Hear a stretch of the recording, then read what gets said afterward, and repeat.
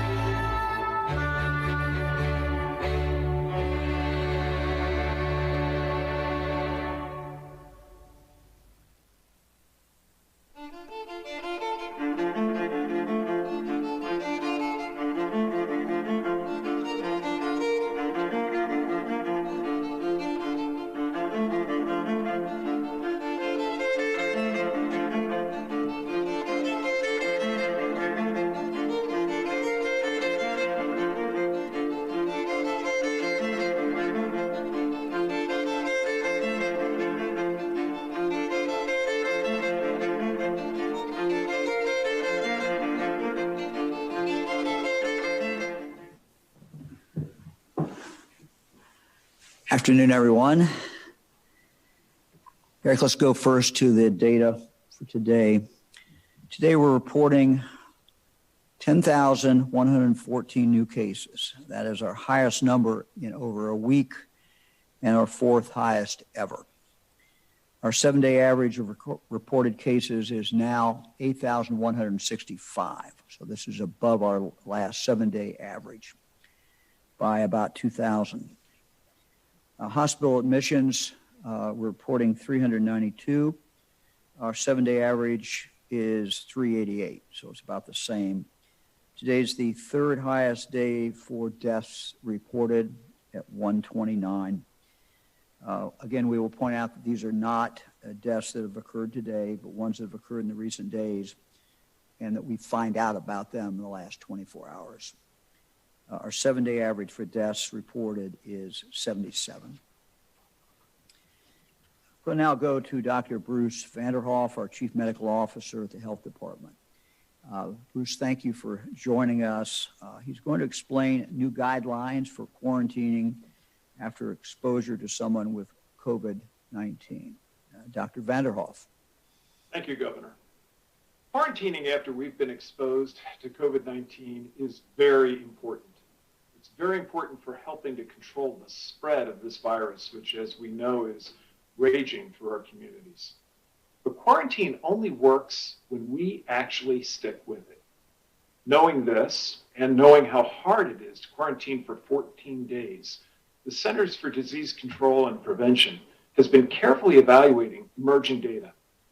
That, and our growing confidence in testing, has allowed them to offer 2 new options for quarantining that will be reasonable for many Ohioans. A 10-day option that does not require testing, provided there are no symptoms, and a 7-day option with a negative test, again, provided there are no symptoms. We ask people to quarantine, that is to stay in their homes, after they've had close contact with someone who has COVID-19 to help prevent further spread of the disease. Because as we know, it can be carried and transmitted by people even if they never show symptoms. Now, I want to be clear. Staying at home for 14 days after contact is still the safest way to limit possible spread of COVID-19. And we continue to recommend this for people who might be in settings in which COVID-19 is at risk of spreading extensively. But for others with no symptoms, the 10-day or 7-day period may be appropriate based on circumstances or guidance from their local health department. This may, for example, be a reasonable option for many in a classroom setting where distancing and masking are being consistently applied.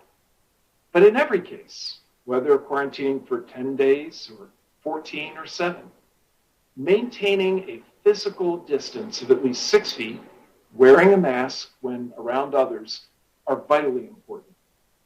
Keep an eye out for any symptoms for the full 14-day period, regardless of which option you are participating in. And if you become sick or test positive for COVID-19, well, then you need to stay home and self-isolate. And that means staying at home and in a separate room from others. Now, I can't emphasize enough how important it is to comply with quarantine guidance whenever we've had a potential COVID-19 exposure. That's why these enhanced quarantine guidelines are so important. They strengthen our quarantine guidance at a critical time in this pandemic by reducing the burden of quarantine to improve compliance. I want to reiterate, we understand that quarantine can be difficult. It can be difficult financially, socially, and for mental health reasons. But there is no question that it can help us reduce the transmission of this disease. When you quarantine, you are protecting your community and fighting alongside all Ohioans to reduce the threat of COVID-19 to our lives and to our livelihoods. So, Dr. Vanderhoff, thank you very much.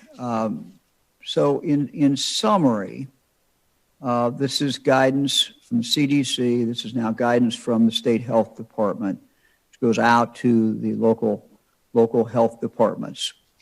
And summarize again the ultimate objective in making this change. What does CDC hope to accomplish? What does the state health department hope to accomplish? Thank you, Governor. Both the CDC and the state health department have recognized how burdensome that 14-day quarantine period is for so many.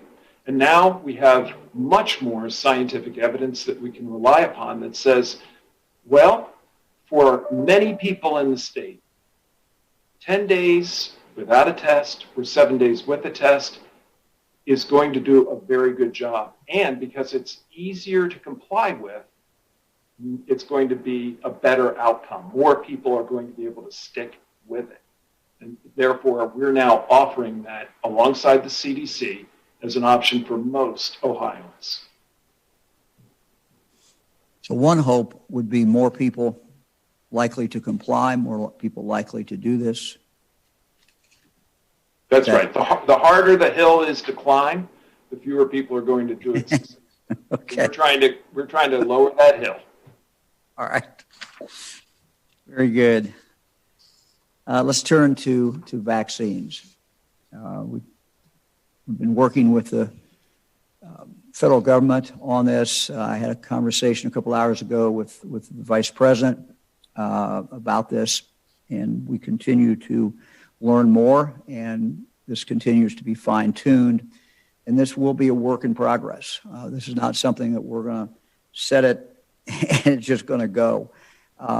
It's going to be continued to be fine-tuned. But let me repeat what the main objectives are. I think these are the same objectives we have as the federal government has, and I think it's the kind of universal objectives. One is to save lives, to cover the most vulnerable people as quickly as we can, people who are in a situation where they're more likely to get it, and if they do get it, or more likely not to have good outcomes. The second is to slow the spread of the virus. And third objective, one more certainly, is to make sure that our healthcare workers, those people who are on the front line, risking their lives, and those people who we rely on, not just for help with COVID patients, but with others, that they are able to do their jobs and that we can do everything that we can to keep them safe. So as we look at the objectives, we'll be starting, we hope, the middle of this month in phase 1A. The priorities that we have set are consistent with the priorities that have been given by the CDC. And I want to go through these in just a general description. There may certainly be different groups that have been left out, but I'm trying to give you all an understanding of how this is going to work. As we begin phase 1 of the vaccine distribution, we hope that is around December 15th. The following are the priorities. And these are priorities not in order. They are all the priorities that we will be working to get the vaccine out to just as quickly as we can. Healthcare workers and personnel who are involved in the care of COVID-19 patients. Read again. Healthcare workers and personnel who are involved in the care of COVID-19 patients. EMS responders. It's the second group. Then we come to a series that I'm going to read to you of different groups, but they really all come under this definition, and that is that we will prioritize vulnerable individuals who live together in close proximity and those who care for them. vulnerable individuals who live together in close proximity, and those who care for them. These are the ones that we have found. These are the ones who we have found to be the most vulnerable. This would include residents and staff at nursing homes, residents and staff at assisted living facilities, patients and staff at state psychiatric hospitals, people with intellectual disabilities and those with mental illness who live in group homes or centers and staff at those locations, residents and staff at our 2 homes for Ohio veterans. So these would be examples of individuals who will be in Group 1A. Now, we are still waiting for confirmation, firm confirmation about what will be sent out in the month of December. So we can give you what we believe these numbers are. And I will tell you what has been confirmed and what has not been confirmed. But the federal government has made clear that we will not know for sure what these numbers are until we are notified in that week.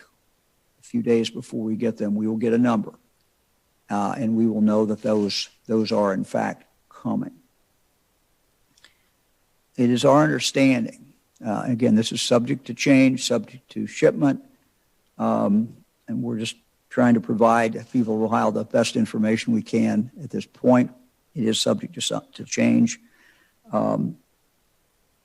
Pfizer, on or about, if this is approved, if this is all approved, we would anticipate around December 15th, there will be a shipment that comes out.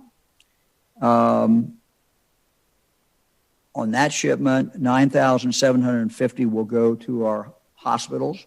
This will be the vaccine that's pre-positioned. In that shipment, you will have 88,725 that will go to Walgreens and CVS to go to congregate care settings, basically in that first phase of the nursing homes. On December 22nd, we have confirmation of 201,000 from Moderna. That will go to hospitals. 98 hospitals have been signed up, 108 health departments. Hospitals will obviously work at vaccinating those who are dealing with COVID patients. Health departments will distribute this to people like EMS. They will vaccinate people who are EMS, home health care workers, for example. And those, there will be more examples, but those will go to, as I said, to hospitals and health departments. On that same day, we have a tentative number for Pfizer that we're seeking some confirmation on, but that number is 123,000. That number is 123,000 on December 22nd. Those, will continue to go then through Walgreens and CVS, and those will go directly. They will be vaccinating people in nursing homes and staff. Going to next date, a few days later, it will be another 148, we believe, coming from Pfizer, 148,000, and 89 from Moderna. So that's what the month looks like. Again, the second and third shipment from Pfizer has not been confirmed. We've got those amounts tentative, but they have not been, at least at this moment, confirmed.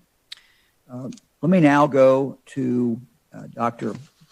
Joe Castaldo, asking him to join us and really talk about vaccines, why they're important to our work to eradicate the virus. He's Ohio Health's Medical Director for Infectious Diseases, Medical Director of Quality and Safety for Riverside Methodist Hospital. Doctor, thank you very much for being with us. Thank you, Governor DeWine. As you know, in Ohio, we remain in a world war against a ruthless enemy, the coronavirus causing COVID-19. Thus far, we have a few weapons. We know that mitigation strategies like wearing a mask and limiting your exposure to people outside of your household help prevent infection. In the hospital, we have two useful medications to use in patients who have COVID-19, remdesivir and steroids. Soon, as you previously stated, we are likely to have another major weapon against defeating this virus, vaccines. Having an effective vaccine and vaccination program will be the first major step in getting us back to a pre-COVID way of life. Preliminary data from both the Pfizer and Moderna vaccines suggests that the vaccines are about 95% effective. What does that mean? It means that receiving a vaccine will prevent people from getting ill. It means receiving a vaccine will keep people out of the hospital, and it means receiving a vaccine will save lives. I'd like to make a few comments about the information we know about the two vaccine candidates from Pfizer and Moderna. Collectively, both trials prioritize safety and the highest scientific testing methods. Together, both studies have enrolled about 75,000 people from diverse populations.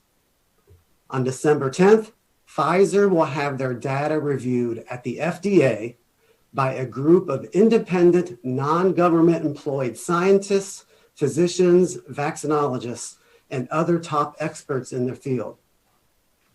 The data is going to be reviewed with a fine-tooth comb. No stone will be left unturned.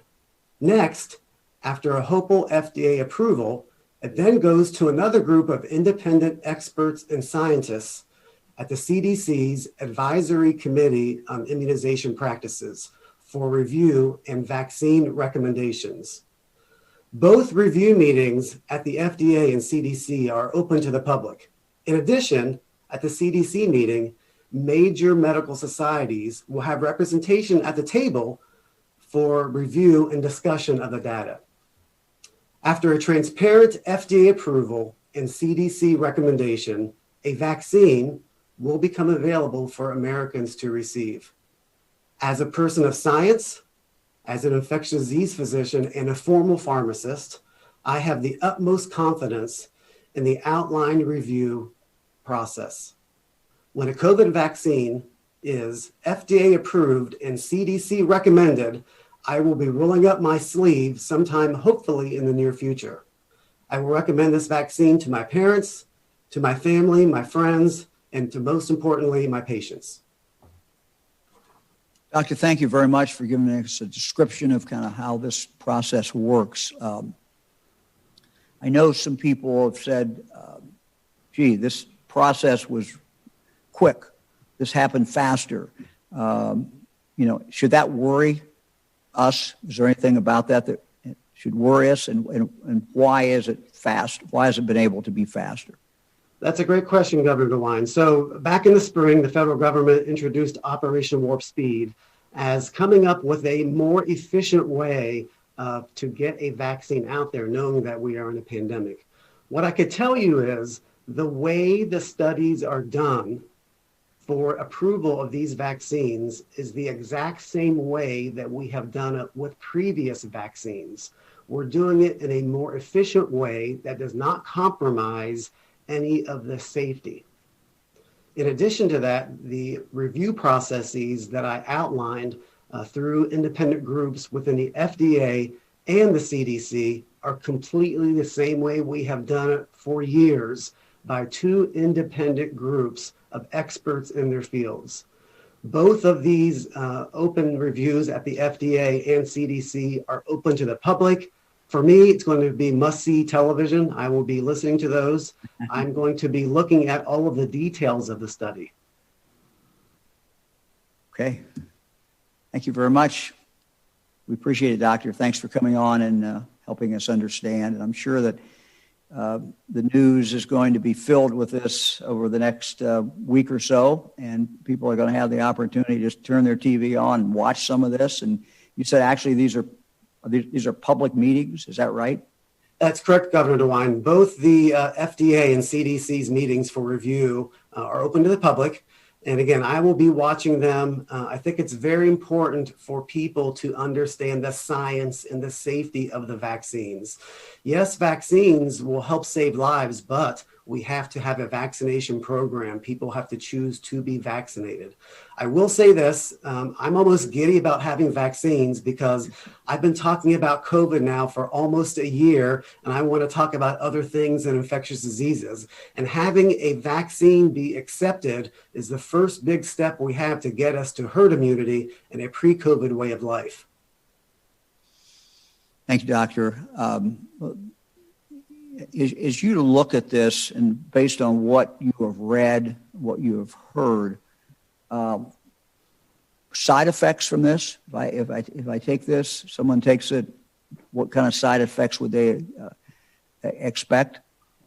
Thank you, Governor DeWine. That's a good question. So keep in mind, all the information we have is preliminary data, and it's going to be reviewed, like I said, with a fine-tooth comb at the FDA and CDC. What's being reported so far is people may have a sore arm, they may have a headache. What's important for people to realize is that when you get a vaccine, we want your immune system to become stimulated. So you develop immunity to the vaccine. So it's not going to be uncommon for people to feel off kilter for 24 hours. They may have a headache, they may have fatigue. That's not a toxicity, that's your body's way of responding to your injection and developing immunity and protection to this virus. Doctor, thank you. Dr. Castaldo, thank you for doing this. I'm sure you're going to keep us informed. If you see anything, we'll have you back. Anything you want to tell us. Thank you, Governor DeWine. Thank you, Doctor. Appreciate it very, very much. We're ready to go to questions. Governor, first question today is from John London at WLWT in Cincinnati. John. Hi, Governor. There are those who say you've shown remarkable restraint this fall, and there are others who believe you've not acted forcefully enough. The spring lockdown flattened the curve. This fall surge is getting worse, and clearly there's a percentage of Ohioans ignoring requests to wear masks and not gather. Would you clearly lay out to the state right now what you are willing and not willing to do as we move through December and the winter months? Well, there's good news and there's bad news. The good news is we have more people in retail settings. We know, because we're counting them. We know we have more people who are wearing masks, and it's throughout the state of Ohio. And the last survey that we did, I haven't got it from yesterday, but we were at about 91%. So that is a marked improvement.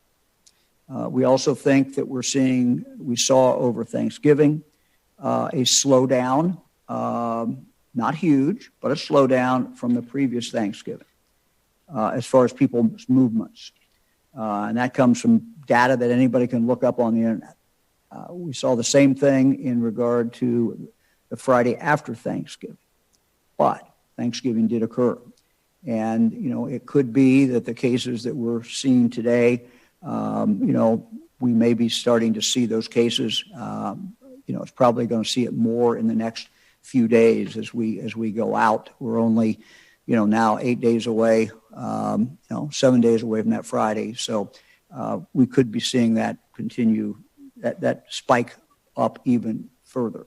If you look at the cases today, certainly not good. What we would hope is we would see a plateau. We're not really seeing a plateau yet, and then we really need it to go down. Look, we're having discussions. I was on the phone with infectious disease doctors, as I told you all the other night. We're consulting other experts. I'm talking to Speaker and Senate President right after this press conference. I'm talking to other members of the legislature. So we are in a very, very, tenuous, dangerous situation. And what I think everyone should be able to agree on is that we cannot let our hospitals get to the point where healthcare is dramatically threatened.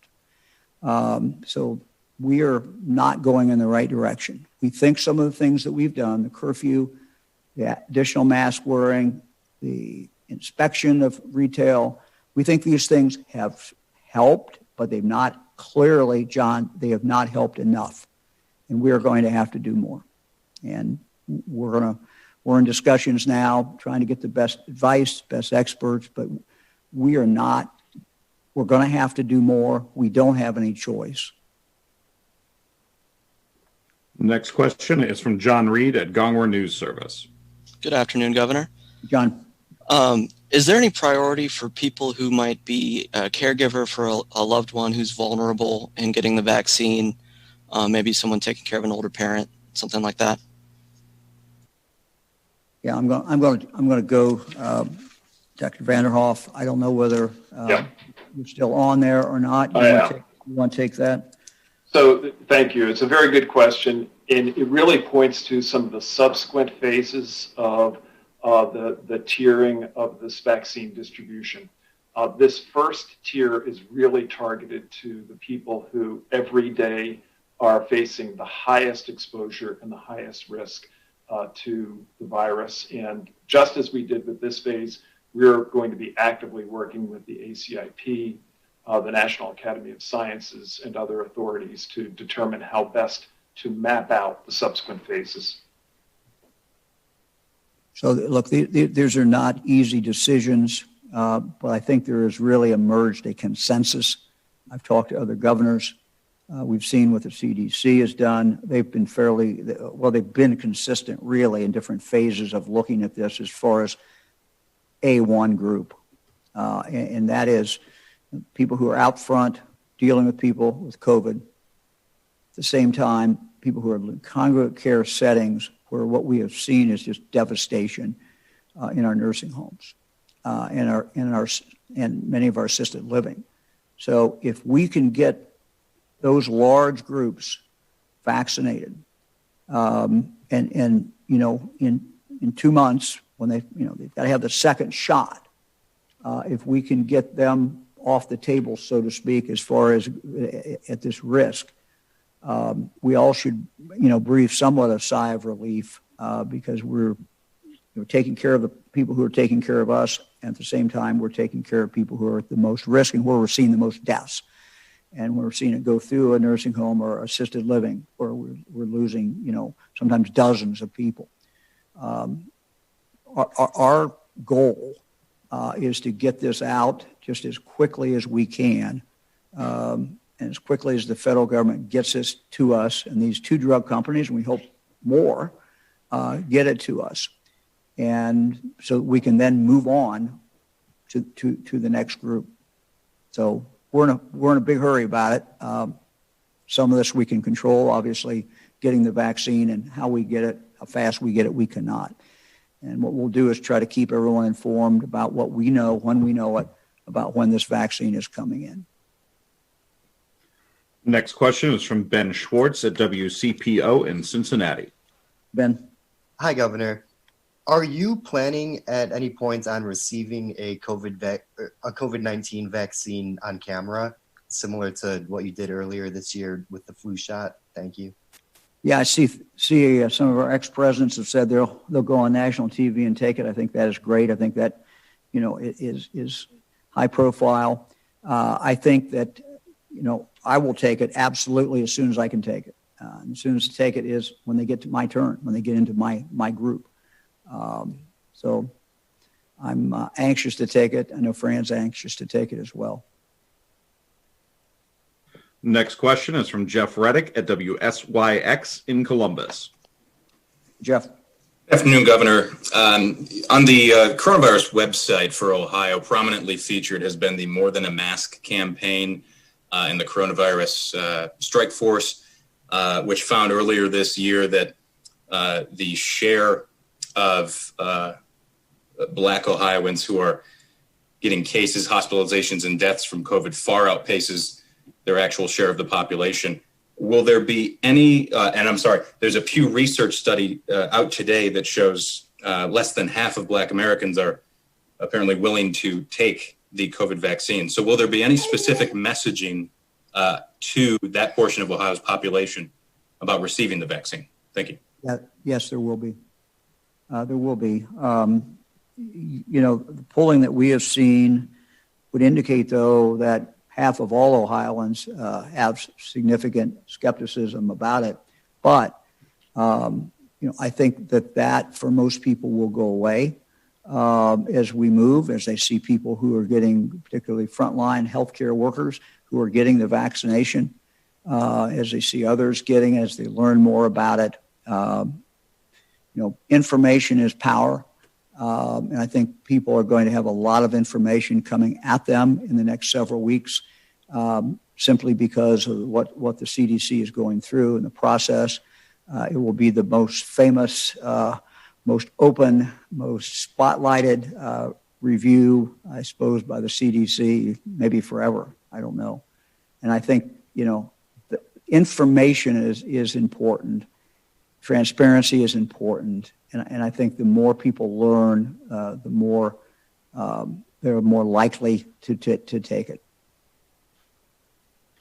Next question is from Joe Ingles at Ohio Public Radio and Television. Hello, Governor. I have a question about our jails. Some of the worst outbreaks we've seen are in the prisons and the jails. Where do they fall into this distribution schedule? Will they get the vaccines immediately, along with nursing homes and other congregate settings, or will they have to wait? Yeah, well, actually, we were discussing that a few hours ago. Our frontline workers I raised the issue to our team. I said, the frontline workers in our prisons, are really risking their lives every single day. And so we need to be able to take care of them. So I can't answer specifically that at this moment, but we started that discussion today. So I don't know, Dr. Vanderhoff, if you have anything to add to that or not, but we were discussing that today, and it's very important. Yeah, the simple fact of the matter is that we've got a new vaccine that we're all very excited about, and that vaccine is understandably available in limited initial supply. So what is happening not only in Ohio, but as the governor referenced, in our neighboring states and across the nation, guided by national authorities and scientific experts, is an attempt to prioritize among many groups in our society, all of whom are worthy of receiving this vaccine on the basis of graded risk. And we know, for example, that the congregate living that includes our nursing home population is where we're seeing among the highest mortality. So there's a very good reason that was prioritized at the top of the list. There are many, many other individuals who we want to get this vaccine to as quickly as possible, and we will get it to them as quickly as possible. But for now, Category 1A is really being defined in the way that the governor described. Let me just kind of interrupt here. I got a note from Ann O'Donnell, who tells me that maybe I was not clear about the first shipment, whether that includes the first and second dose. I had a conversation with the vice president several hours ago not about that, but that came up.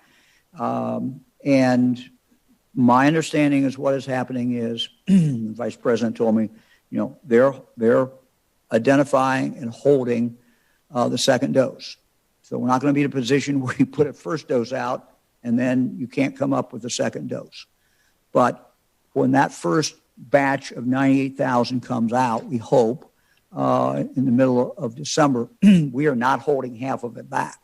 We are going out and we are going to get 98,000 people, we hope, shots in the arms and move forward with the understanding that we will have to come back, obviously, and for them to get that second shot. And that's the way this will work throughout. So to kind of summarize,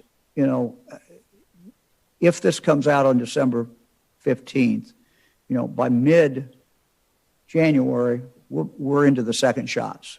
And so we're then at that point starting to have people who really, we believe, will have the immunity and will be moving. Next question is from Jackie Borchert at the Cincinnati Enquirer. Hi, Jackie. Hi, Governor. So you just mentioned 98,000 people. There are far more than that, and just in this first 1A priority subgroup that you mentioned. How are you going to prioritize within that group? And how will it actually work? How will people prove they're a healthcare worker, for example? Will they need a doctor's note? How is that going to work? Well, if you look at the first group, this is some are going through hospitals and some are going through health departments, and they're going to focus for the hospitals, for example, on healthcare workers. You're going to have the health departments that are going to focus on EMS. They might focus on healthcare workers that are out. So that will be occurring. At the same time, that will be occurring. This will be going to CVS and to Walgreens, and they will be going directly into nursing homes. So everybody obviously can't get it the first day. 98,000 is not. You're absolutely correct. These are large numbers, and we're going to have to go through this. So part of it is we will give some guidance, for example, to CVS, and some consideration is going to be given when you look at where the spread is the greatest and where the risk is the highest, as far as nursing homes. But even with that said, we're going to try to get geographical spread. It's not all going to go in one part of the state, but there will be some that'll be first and some that'll be second and some on down the line. Some of that will be in regard to, efficiency. For example, it looks like in our conversations with CVS and our conversations with Walgreens, it makes sense if we want to get this out as quickly as we can to be going into a nursing home and trying to get all the residents and all the staff at the same time. So people will be asked to come in on staff if they're not on that shift or not that particular day. We're going to try to get as much out as quickly as we can. So you have two variables. One is, trying to, where the most impact you can have to save lives, but at the same time, you also have to keep this moving out, because what you don't want to be in is a situation where, we're sitting on any of this and we're not getting out in an expeditious fashion. Next question is from Farnoosh Amiri at the Associated Press. Hi, Governor. I have two questions. I just wanted to clarify something about the Pfizer doses. Would they be effective if you gave one and then waited and gave the second dose later? Wouldn't it be more effective to give all 48,000 the two required doses at once?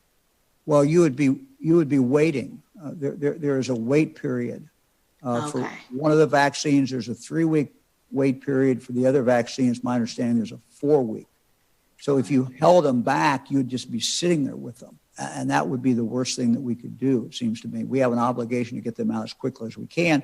We also have an obligation to be able to come back with a second vaccine. But there is a time. That's why I say that we hope by mid-January, we are now at that point into second shots with some people, and we're starting to move people from vulnerable to not being vulnerable. And that's when things will start. It's going to take a while. I mean, you see the process, and it depends on how much we get when we get it. But, that'll be a happy day, too. And the second question I have is regarding something you mentioned earlier about trust in this vaccine, which already more than half of Americans say they have questions about it. But beyond that, the whole political atmosphere around this vaccine coming out has also caused a lot of people to have doubts whether, like you said, the quickness of it and whether it was coming out before the November election or not. So how do you, as governor of Ohio, assure residents about this vaccine? Well, yeah, look, I think the good news from that point of view is this is a major accomplishment of the Trump administration. This is something that we've worked very closely with them on, and they are saying get shots as quickly as you can. President-elect Biden is saying the same thing. So I don't see a controversy out here. Looks like to me, everybody's for this. I'm sure there'll be some people who, are against vaccines, but this should not be a political issue. I mean, never should be a political issue. But in this case, I think, both parties, both the president and the president-elect are for this. Next question is from Randy Ludlow at the Columbus Dispatch.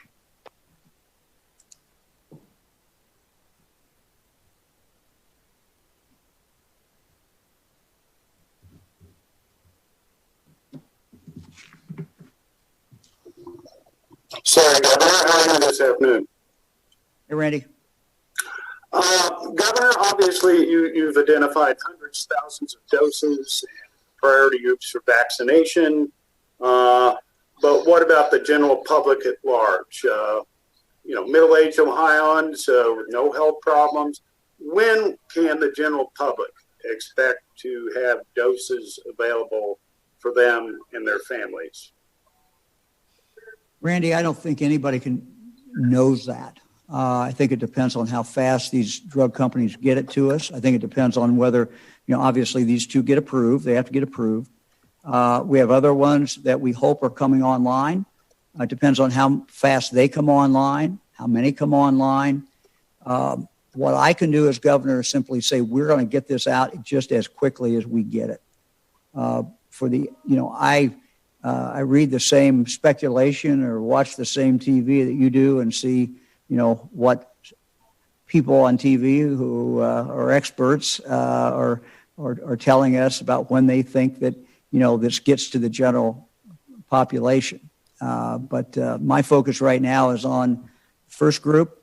We got to get them vaccinated. We got to get them a second vaccination. That will save a lot of lives. We know that. It will slow this virus down. And the other thing it will do, once this kicks in, now it's going to be a few months, but this is going to slow a number of people going into the hospitals at some point when we get enough people that particularly in our congregate care settings, that the most vulnerable and the most likely to end up in the ICU. But when it gets to the average 40-year-old Ohioan who's in good health, I don't think anybody can say. But the goal here is to get to them and get to them as fast as we can. I don't know whether, Dr. Vanderhoff, you want to comment on this, but I'm not sure exactly what percentage herd immunity, community immunity is, but that's what we're striving for.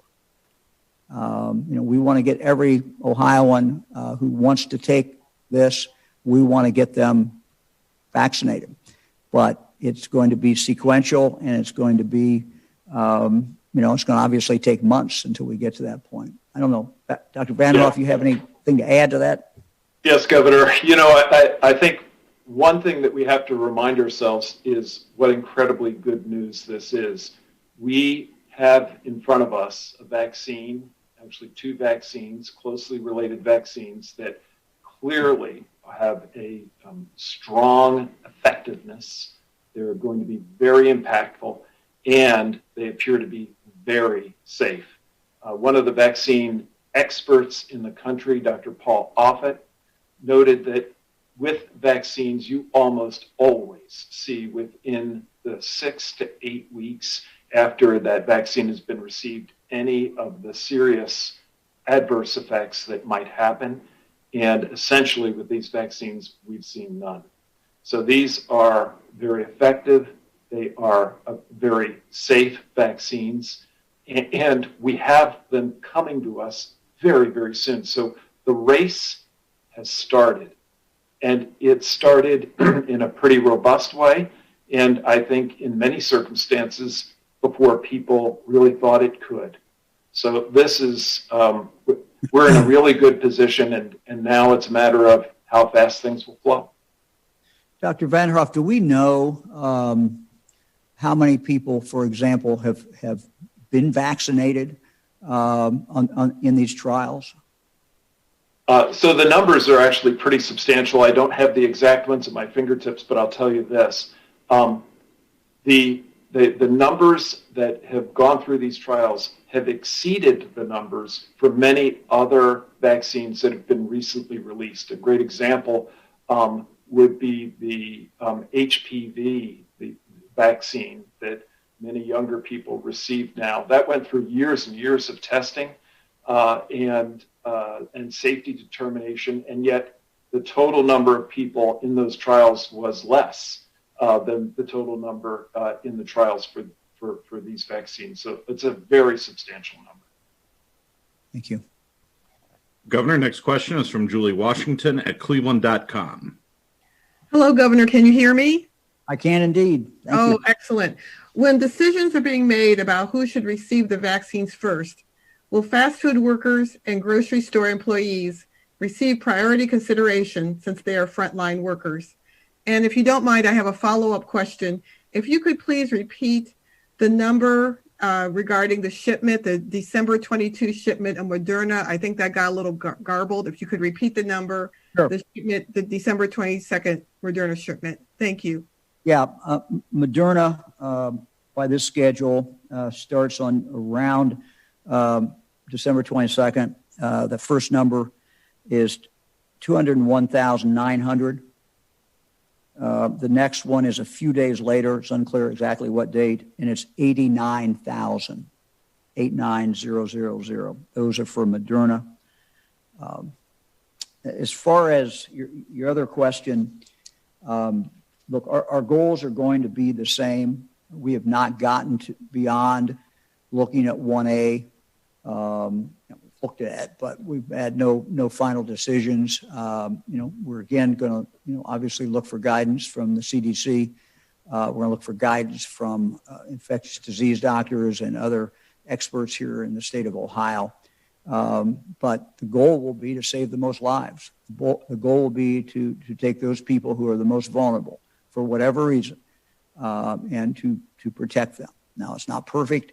There will be some inequities, I suppose, and someone will say, well, look, this group really, in this particular case, it might be more vulnerable.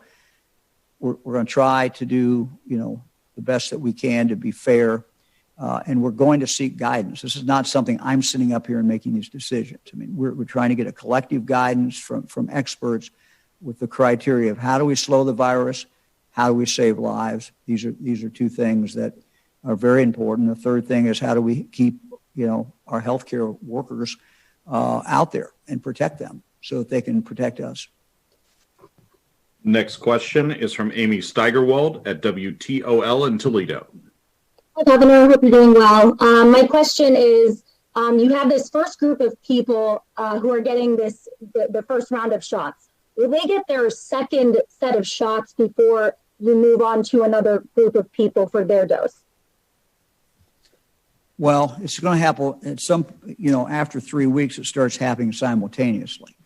After 3 weeks, you're vaccinating new people. At the same time, you're giving the second shot. So you're trying to do it sequentially. So they'll be occurring at the same time. I don't know if that answers the question or not. Next question is from Jim Oddie at WHIO in Dayton. Hey, Jim. Governor, thank you. I wanted to see if you have details yet on how people are going to be prioritized within those medical facilities, a hospital, for example. Would you be starting with those folks who work at the ICU? And then who makes that decision? Would that be ODH or those medical facilities, the hospitals themselves internally to say you're in group 1 for 1A, you're in group 2, and on down the line? Who makes that decision? Well, the guidance comes from State Department of Health with input from hospitals. And, we've got a lot of input from hospitals. They're the ones who are looking at this. They're the ones who know who is most at risk. So the broad guidance comes from that consensus. The individual who gets the shots, when, 9 a.m. today, tomorrow, that's going to occur in that individual hospital. I mean, they're going to have to make that decision. If you look at the first batch, you'll see, that close to 10,000 is going to hospitals. Now, that's not a lot, but it's going to 10 hospitals around the state. When you get into the second week, you're going into other hospitals, and those decisions are made on who is the most vulnerable. And it's not just a doctor, not just a nurse. It's people who have contact with patients who, are positive for COVID.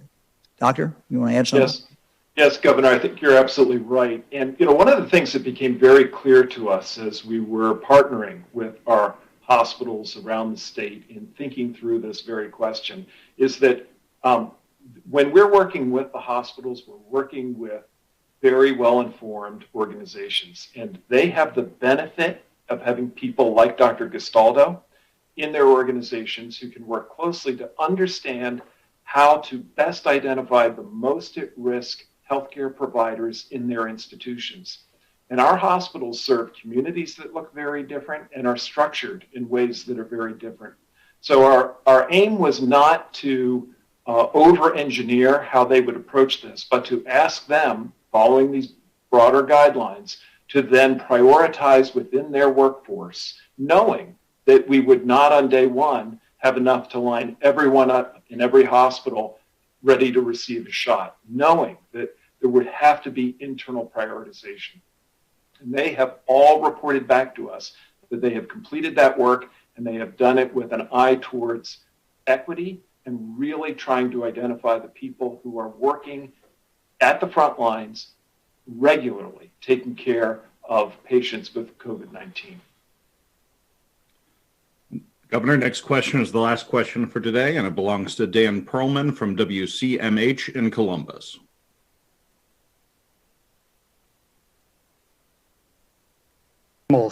How many Ohioans need to be vaccinated in order for us to get back to normal or the new normal as it may be? When do you expect that to happen, and what will you do to ensure we actually get to that point sooner rather than later?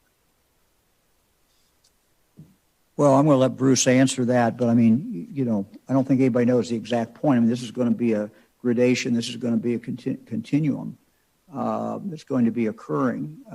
So obviously, it's not going to occur in January, February, or March. It's going to be gradual as it moves forward. At some point, some magical point, we don't know that date, we will achieve the herd immunity. And at that point, life will get back to mostly normal. But, we don't want to make the mistake of pulling back, stopping wearing masks or anything else in the first few months. I mean, that would just be a horrible, horrible mistake. Dr. Vanderhoff? Yes, Governor, you answered it very well. The reality is that it's our surveillance tools that will begin to tell us that we're getting to herd immunity. No one has ever been through a pandemic on this order ever before.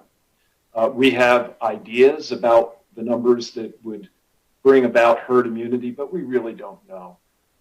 Watching our surveillance numbers, though, will at some point tell us, we've slowed this virus down, and then at another point, we put this virus to bed. Well, I want to thank you all very much. And look, it's a happy day to be talking about vaccines.